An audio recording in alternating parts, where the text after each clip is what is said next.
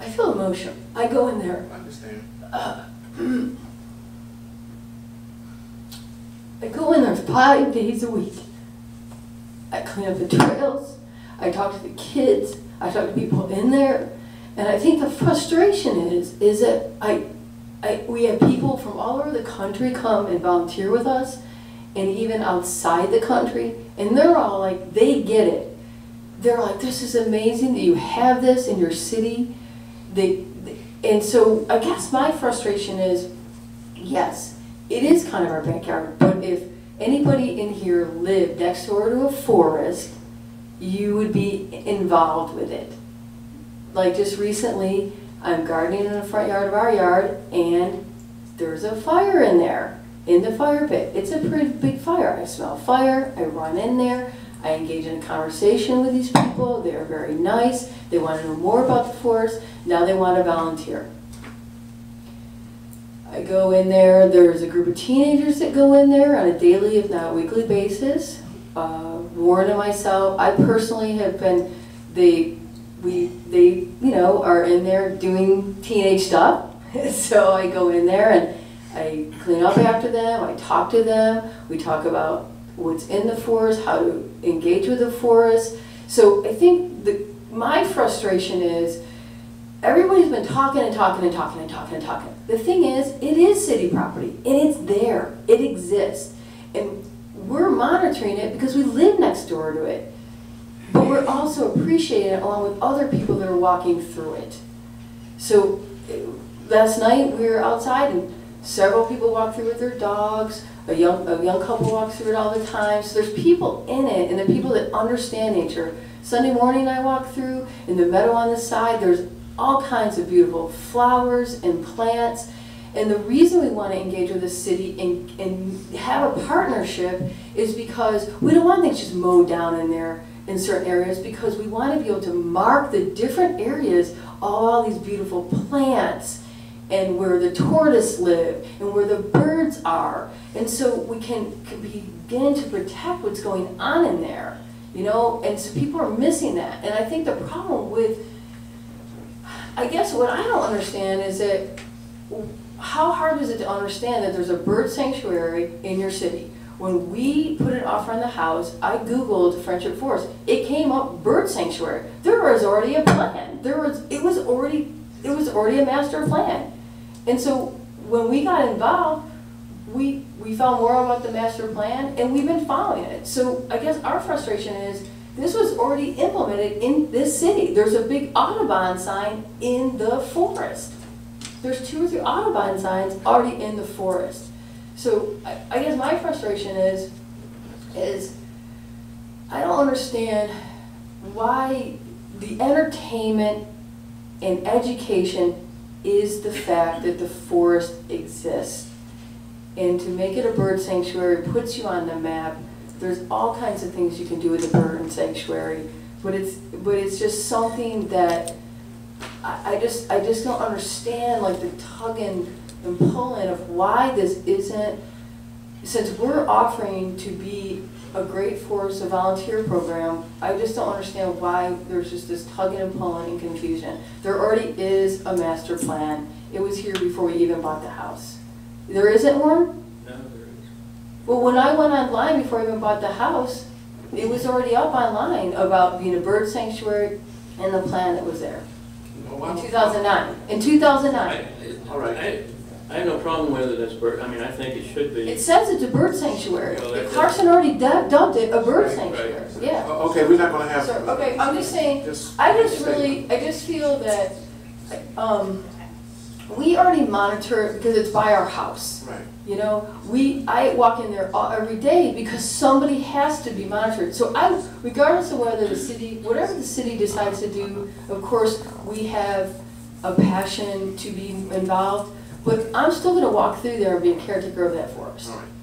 Hey, I got a copy of the master plan. Yeah. Okay. And I'll give it to you. Shoot it to Warren. Then he can take care of it. Yeah. And Well, I would like all you guys to have If a you want to copy. speak and say that you go in the forest, please do. I just wanted to make the comment that it is a bird sanctuary. It has been recognized by the Audubon Society. There was a master plan. Sonia and Andy, I think it was. I gave the copy when somebody said, no, nobody had done it with it. I have my original copy, colored copy, that I've given to any number of people regarding this plan, years ago. That's not it. That's not it. There were color photos with that. The city had a copy. I got my original copy in this city council meeting here. It is a sanctuary. It will be a bird sanctuary. If you live down in the back of Cobble Mill Lane, and I have people, I'm down there all the time, at least 3 or 4 times a week, the birds have come back since all the drilling and everything has stopped. They were gone for a while. They are coming back. It is a wonderful place. It's not a park. And when it was dedicated originally, it was to be a sanctuary. There were discussions at that time, and there are people sitting in this audience here now that said, oh, we can go down there and picnic. And I argued with them way back years ago that it's not a park. Okay, what I'm going to suggest is that all the concerned citizens for Friendship Forest, please, since Mr. Hadlock is bringing this forward, why don't you guys arrange a meeting and come to City Hall and sit down and discuss this matter? Let me, All right? Mayor, I ain't going to discuss no more. And like, I feel like we No, can we partner. haven't- we I was, haven't- you know, we are willing to offer tours, like I've already talked about Tracy and Juliet, you know, it's gonna be partner with Dean, because he has a walking group, you know, where we could say, hey, let's go ahead and walk groups of people through. Let's, you know, we could do it like once a month. I'm more than willing to work with people, but the public does use it, but let's go ahead. I met a girl, Ellie, recently, and the only reason she walks through the forest is because of one of the least threatening places she feels she can walk in Clarkston. All right. All right. please let me make a little bit, because we've gotten off of what I No, originally Warren, I'm going to was stop. trying to I'm gonna propose, stop. and we haven't had. What we need to do is you and the other 2 council people need to get together and come to some consensus on what you guys want to do, and bring your recommendations back to the council. All right? And I'm all for the wildlife, Okay. bird All right. sanctuary. We're going to. It is there. Our It's next already in the agenda. sanctuary. Excuse me, Mayor, could I just clarify one thing about the idea of a park? And it's still a public park, but it's a bird sanctuary, and we don't plan on building a swimming pool or putting in more basketball courts or any of the recreational type activities that we've had down there in the past. We just tore them out. So I think that we have the same concept that you have. Maybe the nuances of mowing certain areas that shouldn't have been mowed or something along those lines could use some guidance. But other than that, I think that we've got a pretty good idea what we're doing up there. This vision All right. statement That's needs to the be end of this our discussion, vision please. statement. Please. That's the end. Working with you guys. Let's move on to agenda item 4, D4, discuss proposed amendments to Charter 15.5 signed ordinance, Mr. Gaines. Thank you, Mr. Mayor. Council, as you have seen in the agenda summary, this topic involves the sign ordinance and how it addresses detached signage or ground signage. And I'll try to be as brief as possible on this. Basically, you've got some somewhat conflicting language currently regarding ground signage and monument signs. The gist of it is that pole signs or pylon signs are no longer permitted per the ordinance. Signs are to be monument-based or monument in appearance, and the description that goes along with monument in appearance suggests a post sign. I'll go ahead and quote a portion of the ordinance here in chapter 15.5-14. You've got detached signs shall have an open space not less than 2 feet between the baseline of said sign and ground level. This open space may be filled in with a platform of decorative lattice work, does not close off more than 1/2 of any square foot of such open space. Then, immediately below that, you've got a structure of permanent detached signs, bracing, anchorage, and supports. All permanent detached signs shall be securely built and constructed as monument signs or appearance of a monument type sign that is constructed between 2 permanent foundations, such that the sign face itself rests not more than 10 inches above the ground surface. etc., etc. So in the previous section, we said 2 feet between the baseline and the ground level, and then in the next section, you're saying 10 inches. So we've got a discrepancy in language there, and I think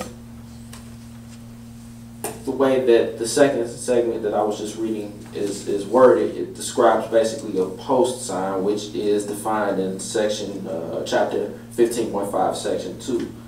Post signs are defined as any sign where primary support is supplied by 2 4-inch by 4-inch wooden posts, wrought iron, or other high quality material positioned no more than 2 inches from the outer edge of the sign face.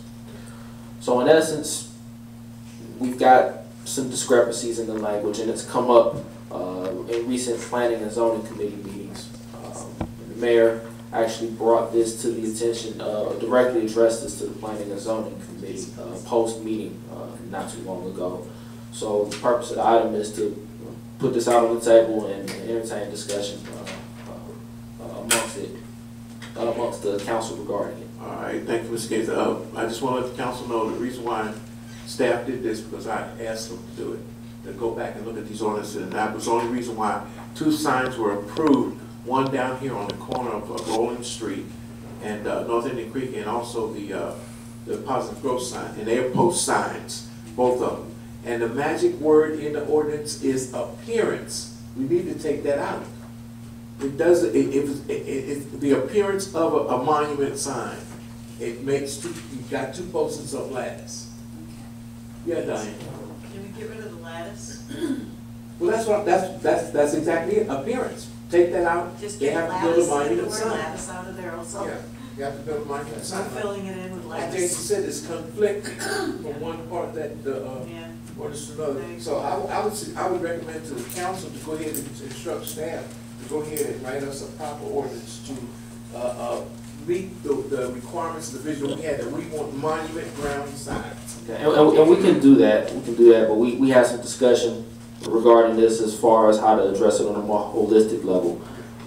What we're talking about here is more of a piecemeal approach. You know, we just change some language here and there, and then it's fine. But then a few months down the line, or sooner, we find some more language that needs clarification. So what I'm recommending is that we take the time to go through and make this change, as well as any other changes that we see fit in terms of clarifying or reducing, reducing redundancies, clarifying language, making it easier for both staff, elected officials, as well as potential sign permit applicants. Make it easier for everybody to understand. I think that's Great idea, go for it.